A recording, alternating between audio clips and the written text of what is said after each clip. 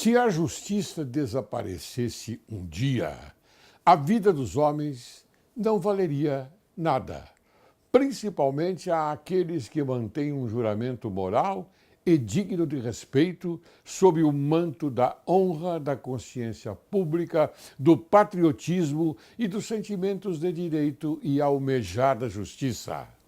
O espírito jurídico de um país se revela observando em que ponto da evolução da ideia de justiça se concentrou.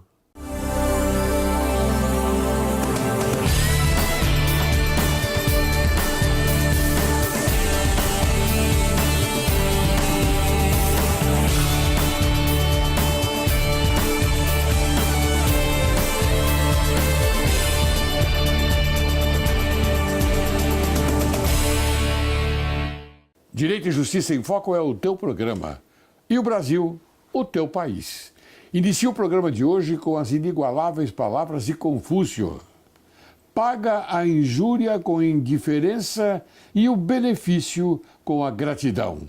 E assim serás justo. Hoje, Direito e Justiça em Foco apresenta a você, caro telespectador, o excelente desembargador Carlos Henrique Abrão, que vai falar sobre a tentativa de desmoralização da magistratura.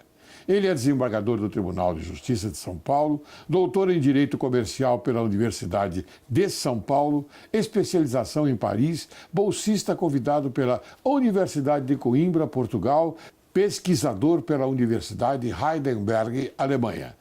Atividade docente na Escola Paulista da Magistratura e Centro de Extensão Universitária.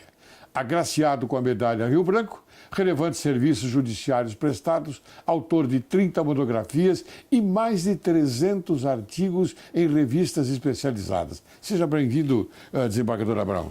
Muito obrigado, é um prazer renovado estar aqui. Queria registrar aqui um sentimento de pesar pelos recentes falecimentos do nosso colega Donaldo Armelin, emérito professor de Direito Processual, do advogado Alexandre Thiolier, também um grande jurista, e antes deles também do acadêmico Hélio Jaguaribe. São três perdas que vão deixar profunda lacuna e, ao mesmo tempo, um voto de alegria pela posse do ministro Toffoli na presidência do Supremo, desejando que novas luzes iluminem esse trilhar da nossa cúpula nesses momentos tão difíceis que o Brasil atravessa. E Direito e Justiça em Foco se associa a você nessas homenagens prestadas, porque elas são dignas, naturalmente, de que o povo conheça aquilo que, afinal de contas, é o melhor. Lamentavelmente foram três perdas, mas agora, como diz o desembargador Abrão, nós temos então o ministro Toffoli na presidência do Supremo Tribunal Federal. Isso nos deixa muito envaidecido e faço votos que ele tenha uma gestão maravilhosa. Muito bem, desembargador. Então, como anda o nosso judiciário paulista? Anda bem, anda mal, está cumprindo suas metas ou ainda falta muito? O Judiciário Paulista tem cumprido as suas etapas de melhoria da prestação jurisdicional, com redução elevada de custos. Recentemente foi feito aí um diagnóstico de 30% de despesas a menos do que comparativamente com os outros tribunais. E é uma máquina muito ainda que precisa se aprimorar porque tem um volume de serviço enorme e hoje praticamente a cidade de São Paulo tem as maiores demandas, as mais complexas. E nós temos mais de 500 mil advogados inscritos na OAB, o que representa aí um congestionamento também em virtude de processos que agora se tornaram eletrônicos, mas que ainda desafiam estudos ou jurisprudência não uniformizada.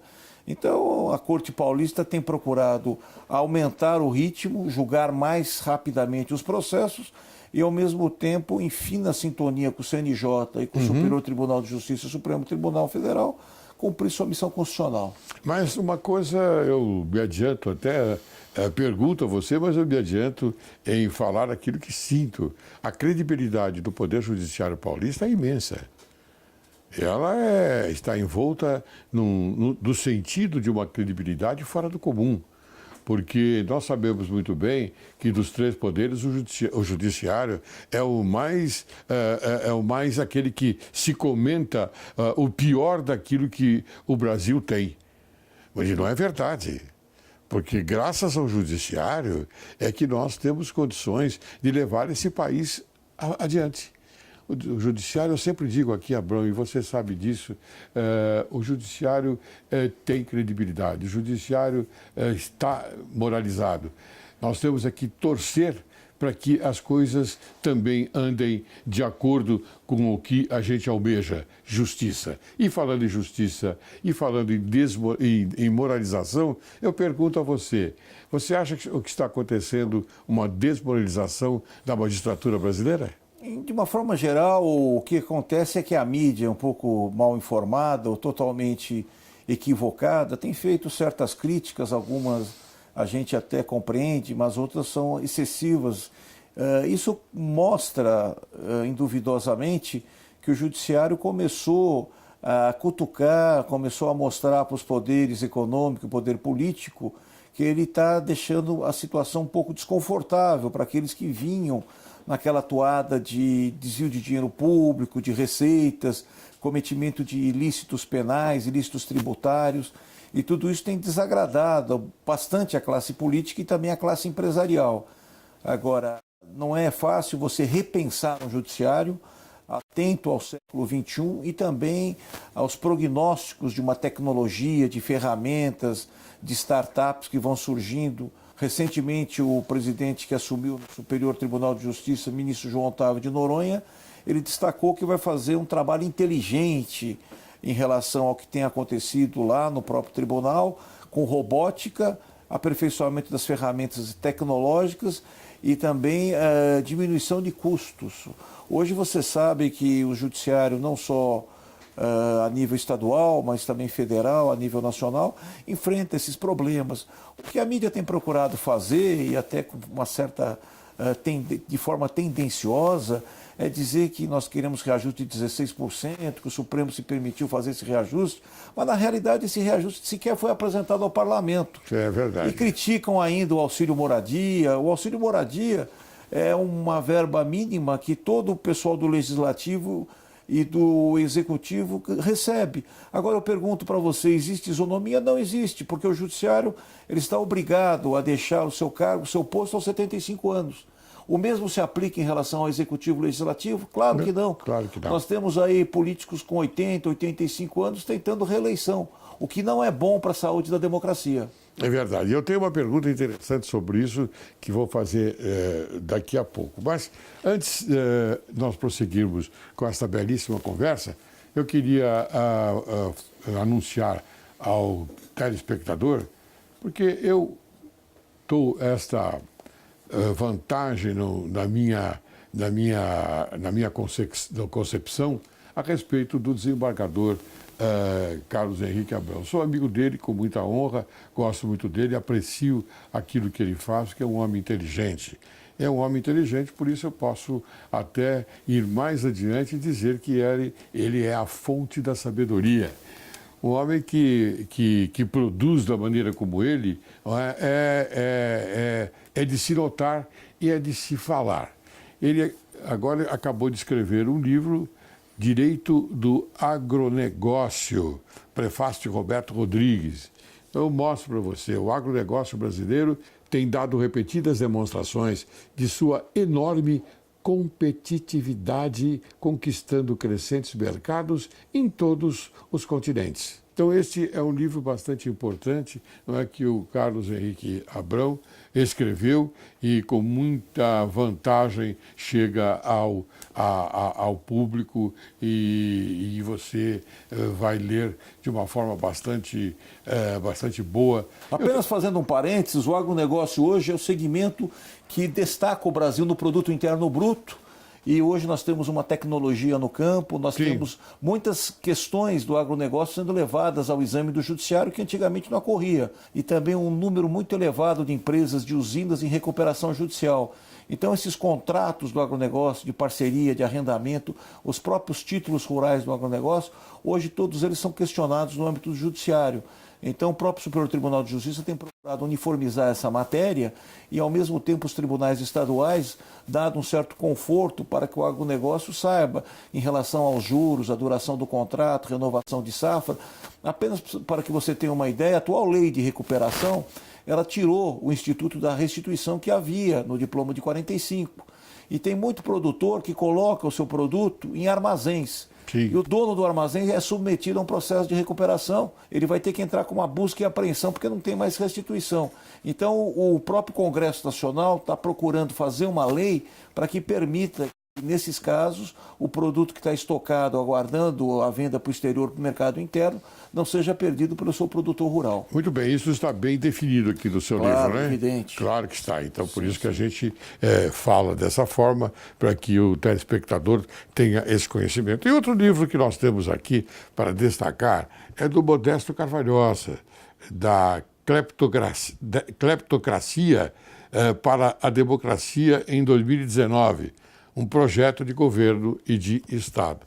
É este que eu faço questão de mostrar a você, caro telespectador, porque Modesto Carvalhosa é um dos advogados mais atuantes no Brasil e patriota. Ele é patriota, como nós somos patriotas. E como eu disse, e eu repito, Abraão, é verdade, você é a fonte da sabedoria. Muito obrigado. Você sabe quem era o mestre dos mestres? Não? Não estou te chamando de velho, aqui o único velho sou eu. Sabe quem era? Hermes Trismegisto. Ele é da época de 2700 a.C. Então era chamado mestre dos mestres. E eu aproveito para também fazer esta colocação para você. Você é mestre dos mestres. Obrigado. E me honra muito estar aqui com você e você estar no direito e justiça. Eu digo que nós estamos no constante aprendizado da humildade, porque a cada dia nós trabalhamos com uma ferramenta nova. Sim. E temos a concepção de que há muito ainda a se aprender. Com humildade, o Brasil, que enfrenta uma das suas piores crises, precisa terminar com essa radicalização, com essa intolerância e seguir rumo à democracia, porque nós vamos, se caminharmos dessa forma, nós vamos chegar a um momento de ingovernabilidade. Nós estamos com o país aí numa crise. Nós estamos num ponto fora da curva, eu diria, porque o Brasil é um país enorme, imenso, com vários recursos naturais. O que nos falta é uma boa administração governamental, responsável. É verdade, sim, é uma grande verdade. E o Estado não pode ser aquele Estado que queira ser um Estado robesiano. O Estado tem que ser transparente, ele não pode tomar da cidadania a mais-valia da contribuição, do imposto direto ou indireto. Mas não há retorno, Abraão. Esse também é o problema. Não há retorno. Não há retorno. O Brasil tem um dos piores índices comparativos de homicídios, são 65 mil homicídios por ano.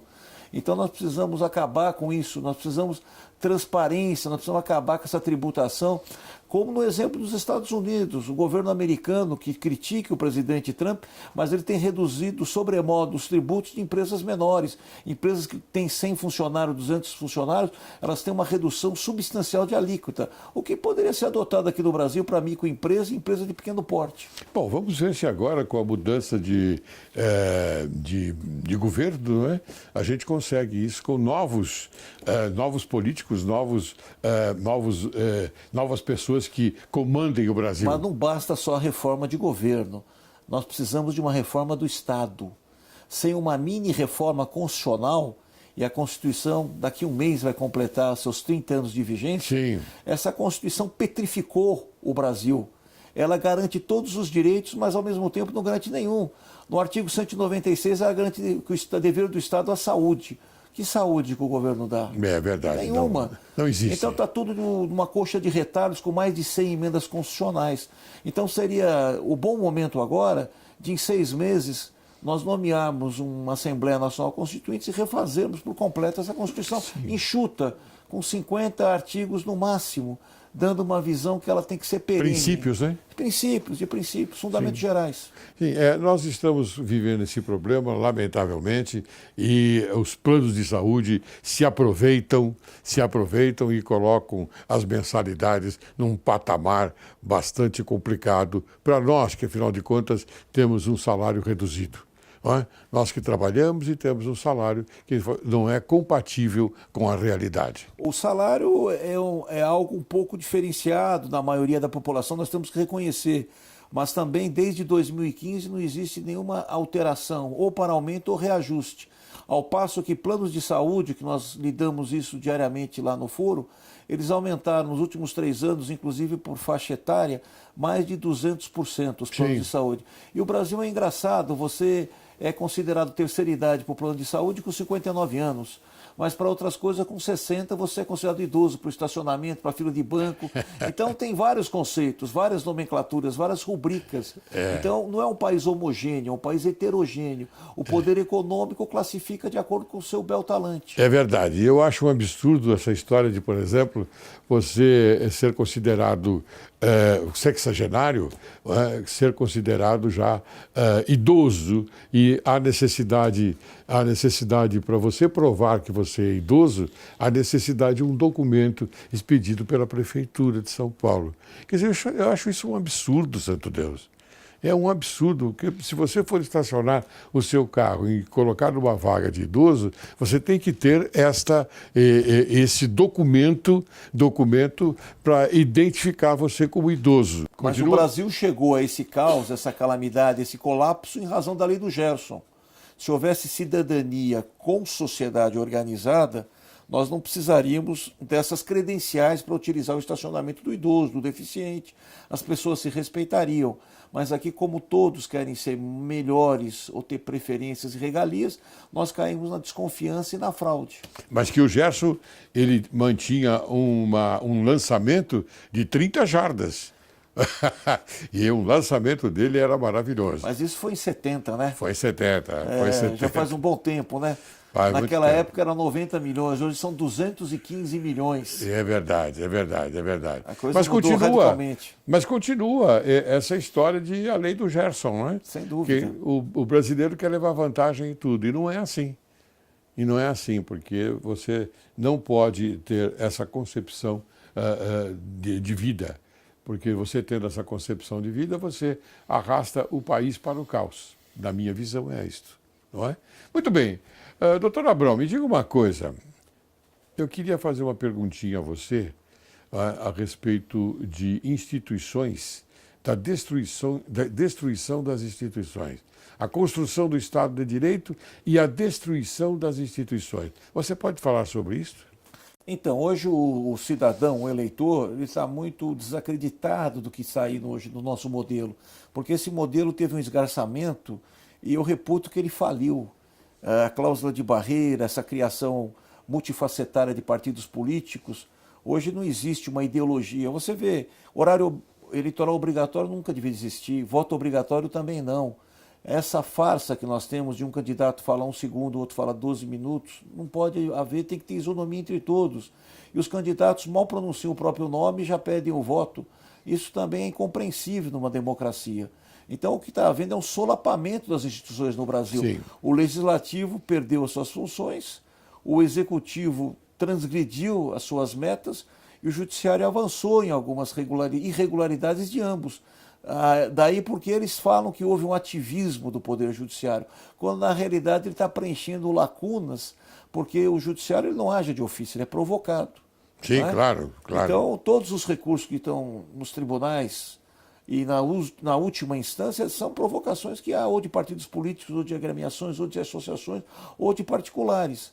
Agora, o que a sociedade precisa é de um judiciário eficiente que não leve 5, 10 anos para julgar sua causa.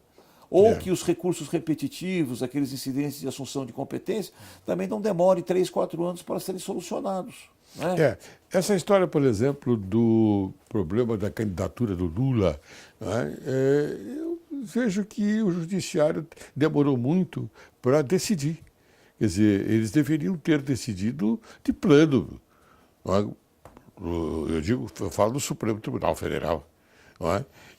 E arrastaram, e com isto a mídia forte se aproveitou para fazer a parte pior. A mídia forte faz a parte pior das eleições do Brasil, porque elas induzem o pobrezinho do eleitor, induzem o pobrezinho do eleitor a votar nas pessoas que eles querem, que eles determinam. Então o resto é o resto, mas aqueles que estão possuídos, vamos dizer assim, pela mídia forte, eles são diferentes. Aqui eu adoto uma analogia com o antigo professor Mauro Capelletti. O processo ele deve assegurar a estabilidade, uma decisão rápida, eficiente, instrumentalidade. Mas, infelizmente, o processo no Brasil é como um labirinto. Você entra pela porta e não consegue sair.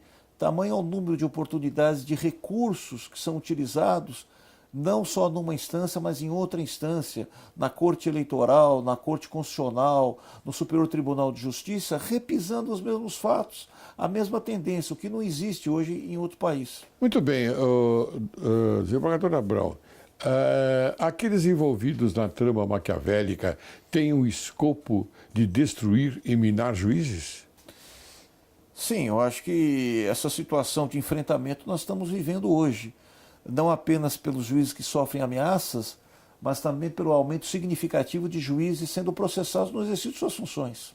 Sim, porque há muitos juízes que sofrem ameaças, não é? Sim, bastante. E o Estado não está aparelhado para protegê-los. É verdade, é verdade. Não existe hoje um carro blindado, uma força de segurança, uma escolta. É verdade. Eu me lembro, há um tempo atrás, eu estava nos Estados Unidos, então eu fui visitar o judiciário e, de repente, eu assisti uma audiência. A audiência, um juiz comandando esta audiência, e houve me lembro que houve um resquício de desconfiança a respeito da insegurança do juiz. Imediatamente, sabe o que aconteceu? Várias portas protegeram esse juiz, portas de aço. Uhum. Baixaram, que eu não sei de onde. Eu fiquei até assustado, meu Deus do céu. Eu nunca tinha visto uma coisa dessa. Parece historinha, né? Mas não é. Isso é verdade. Que o Estado democrático americano é um Estado que funciona. Então, parece historinha, mas é verdade. Uhum. Eu presenciei esse fato. Bem, doutor Abrão, eu vou chamar um pequeno intervalo e depois nós vamos continuar com essa conversa, tá bom? Ótimo. Se aguarde. Logo, logo retornaremos.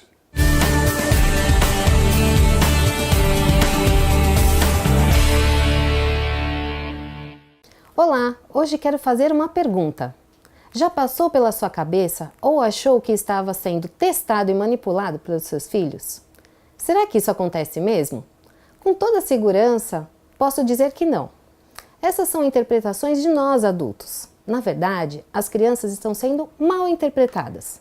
Porque na primeira infância, a criança vive no presente, no que consegue ver, sentir e ouvir. Fora isso, a compreensão é limitada ainda. Quando conseguimos ver com o olhar de nossos pequenos, podemos perceber que eles ainda não entendem o que são dias da semana, as horas, por exemplo.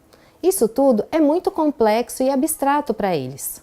A mesma coisa acontece quando eles aprontam e ficam rindo, quando, há pouco tempo atrás, o sorrisinho deles nos derretia e assim conseguia quase tudo o que queriam de nós, não é mesmo? Então, por este motivo, por elas só saberem fazer isso, que elas tentam de alguma forma tirar um sorriso nosso.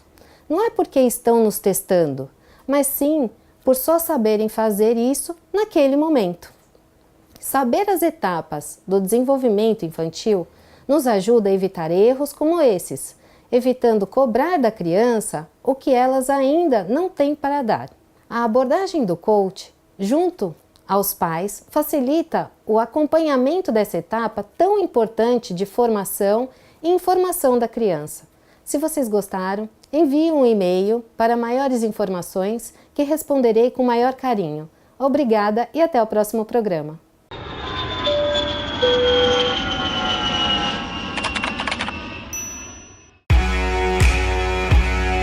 Pensou em viagem? Pensou Hebron Turismo. Escolha o seu destino, faça suas malas e deixe o restante com a Hebron Turismo. Temos experiências em promover e organizar viagens para encontro de casais,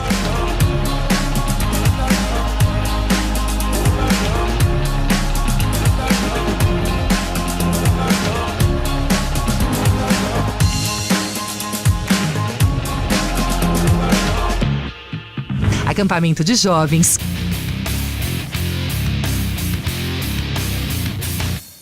caravanas para Israel,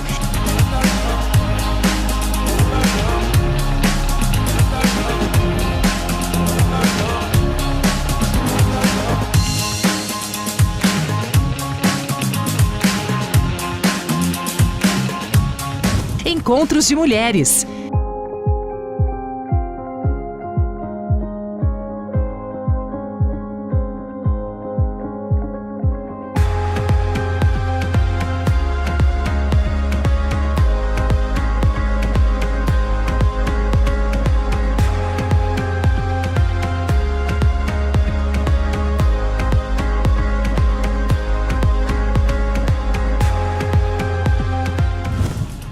organizamos a sua viagem pelo Brasil e para o mundo, onde você desejar.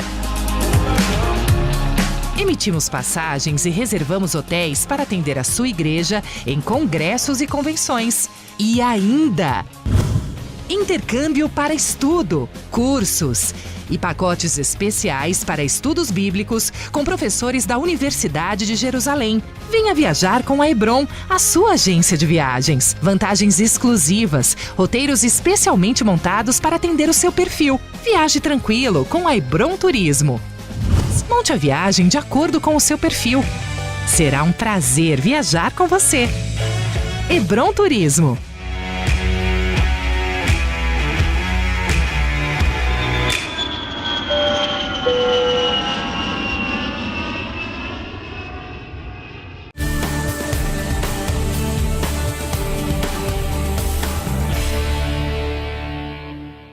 Retornamos. Hoje conversando com o excelente desembargador, doutor Abrão, Carlos Henrique Abrão. Eu pergunto a você, o órgão de imprensa atrapalha o bom andamento do Poder Judiciário? Eu digo atrapalha no sentido amplo, não é? do fato, dos fatos. Eu acho que hoje há um questionamento se os julgamentos terão que ser televisionados ou apresentados pela TV Justiça. Porque, como acontece no Supremo Tribunal, os casos mais de repercussão são televisionados. Eu entendo que nos Estados Unidos e em outros países desenvolvidos não existe essa mídia de exposição dos casos, né? Mas a mídia é fundamental para o conhecimento democrático do funcionamento do Poder Judiciário em si. Agora, o que não pode é a mídia ficar explorando detalhes ou trazer imprecauções e crises de histeria entre membros do judiciário para trazer um desconforto institucional. Eu acho que o papel da mídia poderia ser restrito a um tempo de transmissão do julgamento. Não ficar passando o julgamento de 8, 10, 12 horas, que o cidadão comum, o leigo, não vai compreender aquelas palavras que são proferidas mais complexas. É verdade. Então, se eles fizessem um resumo daquilo, nós teríamos muito mais um sumo do resultado do que propriamente um televisionamento demorado, longo. Nós temos julgamentos hoje em tribunais eleitorais ou no próprio Supremo Tribunal Federal que se estende por 9, 10, 12 horas. E é um absurdo isso.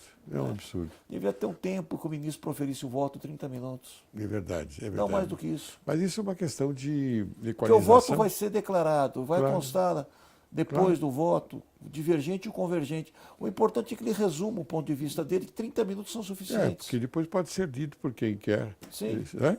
sim. Quem quiser saber aquilo que E aconteceu, evita vai que ler. afunilhe a pletora de serviços, porque você faz 2, 3 julgamentos e ficam 30, 40, 100 parados. É verdade, é verdade, é verdade. E o dia só tem 24 horas. Exato. Infelizmente. Não é? Muito bem, doutor Abrão, fale sobre a criação de sindicatos como na Europa. Você é um profundo conhecedor da legislação alemã, eu sei disso, e o jurisdicionário também tem que saber. Então, a sua experiência, traga a sua experiência hoje para o programa Direito e Justiça em Foco e fale sobre com isso. a reforma trabalhista, acabou-se a contribuição sindical compulsória. O que se pensa em termos práticos, existem alguns países europeus desenvolvidos, são sindicatos de magistrados, que vão, cada um, por sua vez, incorporar suas ideias. É um órgão autônomo e independente. Então seria mais ou menos um Sindicato Independente de Magistrados, que poderia ter uma capilaridade nacional e faria seu papel independentemente das associações e demais entidades. Sim. Só que com uma vantagem, ele vai defender a estrutura da magistratura, não vai defender privilégios, regalias ou nada. E vai dar à imprensa, isso é um problema muito sério. O judiciário hoje ele não tem uma imprensa que responda à altura às críticas que são feitas. Então, quando a resposta vem, ou é uma resposta demorada, ou é uma resposta provocada por uma decisão judicial que já é tardia. Então, uma crítica feita injusta soa para a população como uma verdade, quando não é. Então, o judiciário também precisaria ter não apenas uma imprensa que transmita os julgamentos, mas uma imprensa que coloque a cidadania a par do que está sendo feito. O Certo. que é mito, o que é verdade. Falando a verdade, não é? Sim, sim. Porque você tem, por outro lado, você tem uma imprensa maldosa, não é? Que ela se aproveita, talvez, de algumas mazelas do Poder Judiciário para colocar isso como um todo. E não é assim. Sim. Eu acho que... E essa questão do salário, do teto salarial, também não pode ser verdade. Claro. Porque, veja, a inflação nos últimos 10 anos, ela corroeu o salário de todos nós. É. E aí tem até um assessor de um candidato ao presidente da República dizendo que vamos congelar o salário do servidor por 4 anos. Né? Agora o servidor virou o vilão da história, e ao passo que na iniciativa privada, além dos bônus, nós temos aí bancos que pagam 14º, pagam participação nos lucros, como estatais pagam participação dos lucros. Agora o judiciário só se cobra metas, e os juízes que dão 200, 300 sentenças por mês não podem até contratar um bom plano de saúde. E é verdade, quando que o plano de saúde deveria ser, naturalmente, uma obrigação do Poder Judiciário. O porteiro, o zelador do seu prédio, obrigatoriamente tem plano. Tem planos. Mas o juiz que trabalha, usa a inteligência, precisa julgar casos rumorosos ou até sofre perseguições, ele não pode ter um bom plano de saúde. É verdade. Você vê, telespectador, nós aqui não estamos colocando a verdade do Poder Judiciário. Não tem nada a ver com aquilo que, afinal de contas, falam, a mídia forte fala a respeito do judiciário. Nós somos transparentes. Essa é a grande verdade. Bem, greves e paralisações em obediência à cláusula pétrea da irredutibilidade salarial. O que você tem a falar? Então, prosseguindo com esse tema. Essa ideia do sindicato, ela já é antiga na Europa, e isso daí na França, na Itália, na Espanha, esses sindicatos, eles vão reivindicar aquilo que for considerado essencial para o trabalho digno. Então, se numa comarca, num determinado local, você não tem equipamentos, não tem informática, você não tem segurança, você não tem uma escala de trabalho racional, o sindicato está a ofertar o que ele pode, é brigar pela melhoria do serviço, pela qualidade do serviço. Então, em alguns locais que eu citei na Europa, por exemplo, França, Itália e Alemanha, esses sindicatos até eles propõem greve para melhorias não só das condições de trabalho, mas também outras pautas de reivindicações que não são atendidas. Sim, claro. Ele é um canal de comunicação direto. Mas lá há mais responsabilidade, né? Sim.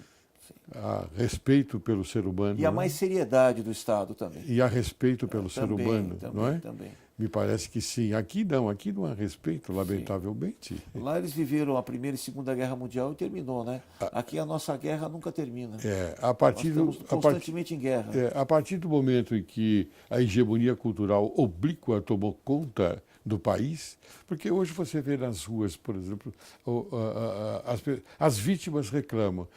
Eu fui roubado meu celular, mataram fulano, mataram ciclano.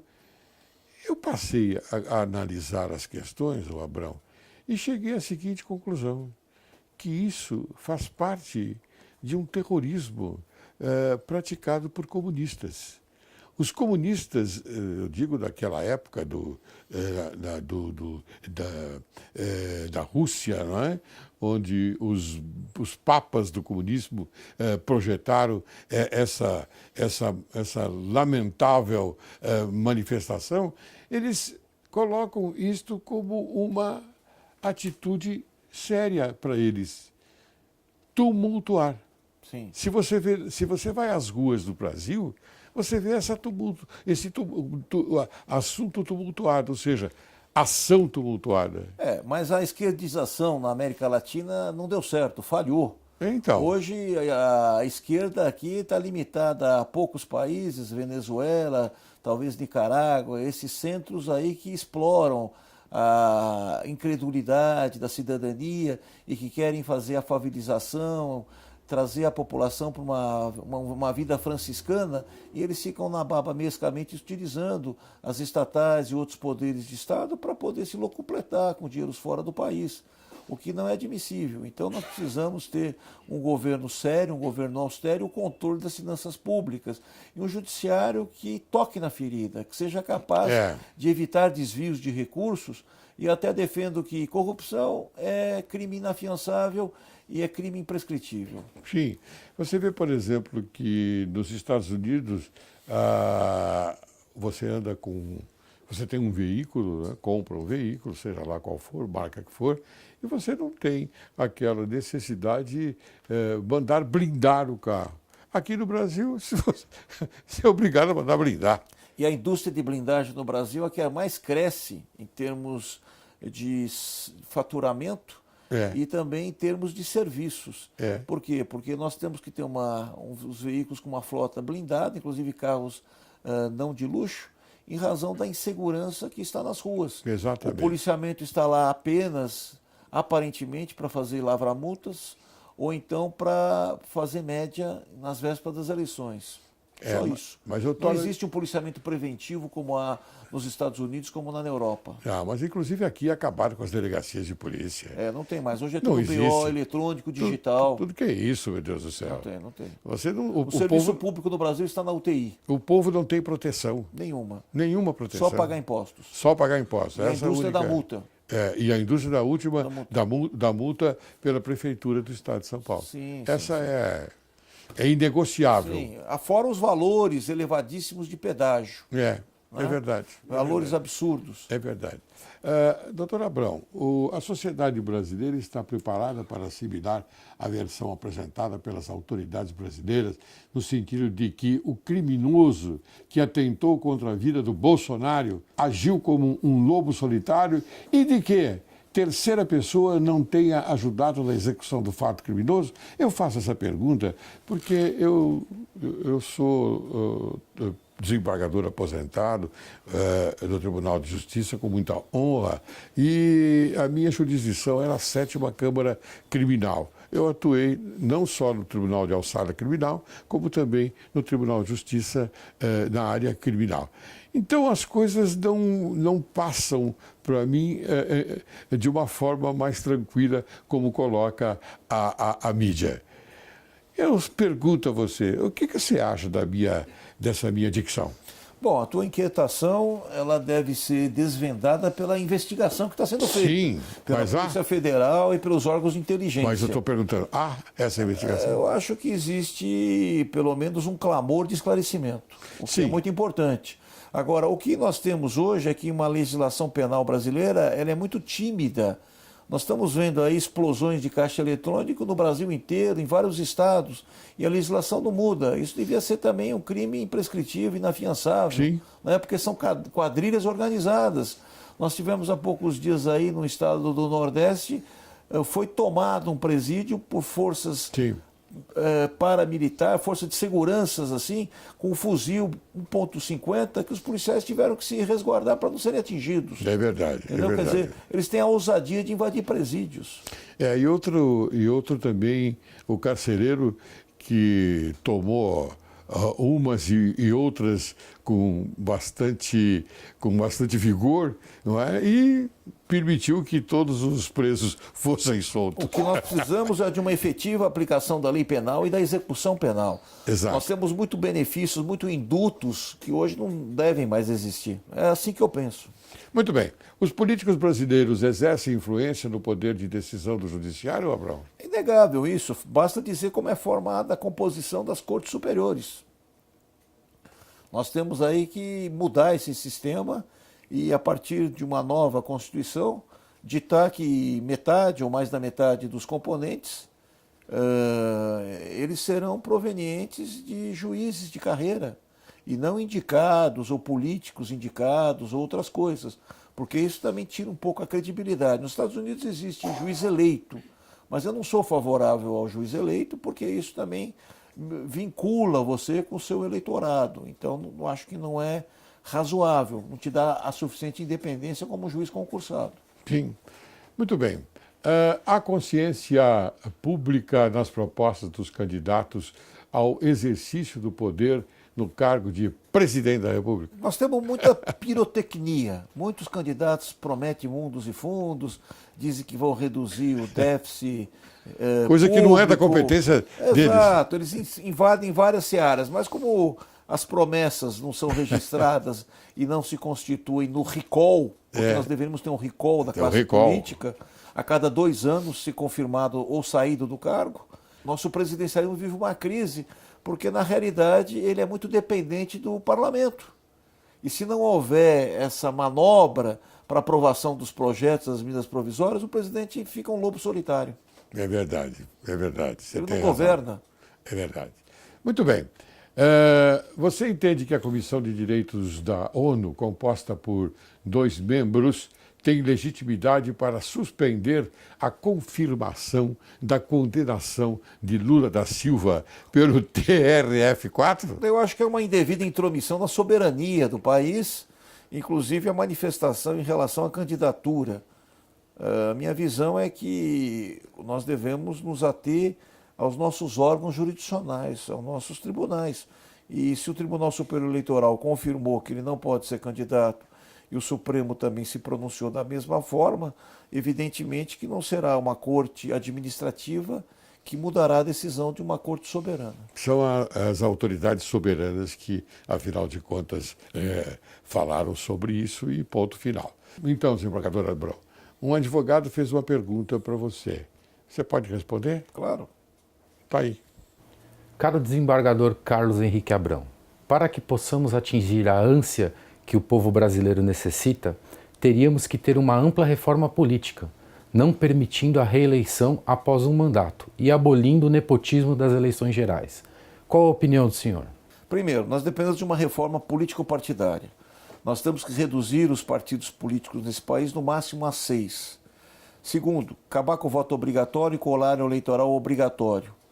E a reeleição também não deveria. Eu defendo que o presidente da República deva ter 5 anos. Com relação ao nepotismo, ele existe porque os candidatos colocam mulheres, filhos, netos, parentes. E eu defendo mais. Eu acho que o eleito, ele deveria até 4º grau estar proibido de contratar com a administração pública direta ou indireta. Bom, mas isso é inevitável, não é? A contratação de parentes, amigos, parentes, isso é inevitável. Sim, mas quando o candidato, por exemplo, como na Lava Jato agora, temos muitos condenados que estão colocando seus filhos ou esposas para serem deputados, até senadores. Sim, lamentavelmente.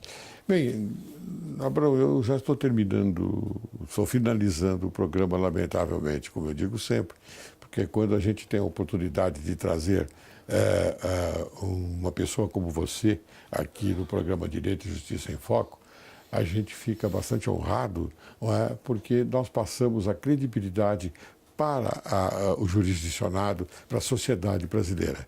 Isso é muito importante. Então eu peço as suas considerações finais. Sim, o Brasil vive um momento delicado, um momento tempestuoso, um momento talvez de uma tempestade perfeita, como alguns economistas classificam, mas eu acho que a maturidade da democracia, ela desafia o jogo em relação aos poderes. O que nós não podemos ter é a perpetuação do poder. Por isso que essas reformas são fundamentais, inclusive uma mini-reforma constitucional, e o Brasil precisa sair da crise rapidamente, com crescimento, desenvolvimento, evitar o achatamento salarial e melhorar muito o serviço público, com acesso a tudo. Porque não adianta falar que nós vivemos numa democracia se nós temos 63 milhões de brasileiros com cadastro negativo. É verdade. Isso não resolve em nada, porque isso até elimina o consumo. Oxalá que os novos proprietários das cadeiras políticos com bastante sabedoria e novos políticos, não é? Façam o trabalho deles em benefício da pátria. Tomara que tudo isso aconteça. Oxalá assim seja. Assim seja. Encerro o programa de hoje com as sábias palavras de Confúcio. É pusilânime quem vê a justiça e não a faz. Quero agradecer muito a presença do desembargador Carlos Henrique Abrão, que apresentou para nosso conhecimento um assunto de enorme relevância, a tentativa de desmoralização da magistratura. O programa de Direito e Justiça em Foco espera que a conversa de hoje tenha a força e a energia de aproximar a sociedade brasileira com o objetivo de alimentar e conservar sempre vivo no coração humano o lume sagrado da honra, da independência, da magnanimidade, do patriotismo e da consciência pública, preservando os sentimentos de direito e de justiça. Muito obrigado, Abrão. Eu que agradeço.